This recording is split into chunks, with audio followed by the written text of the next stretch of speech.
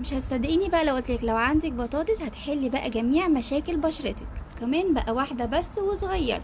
بس يا ريت بقى في بداية الفيديو كده ما تنسيش بقى اللايك الجميل بتاعك، وكمان الشير والمتابعة، وتعرفيني كمان في الكومنتات من اي بلد بتشوفيني. يلا بقى نسمي الله ونصلي على النبي ونبدأ.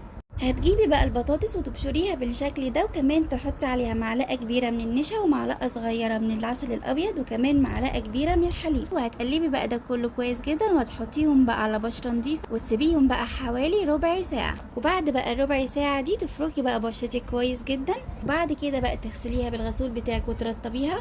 هتلاقي بقى تبييض فوري في وقتها. وكمان بقى الماسك ده بيعمل على ترطيب وتفتيح البشره، بيشيل بقى اي تصبغات من البشره بس بقى فوريه، يعني بقى بينفع جدا في الازمات، وكمان بمكونات هتلاقيها عندك في البيت ومش هتكلفك اي حاجه. جربيه بجد هيعجبك جدا، وكمان مش هتندمي. وعرفيني بقى رايك في الكومنتات.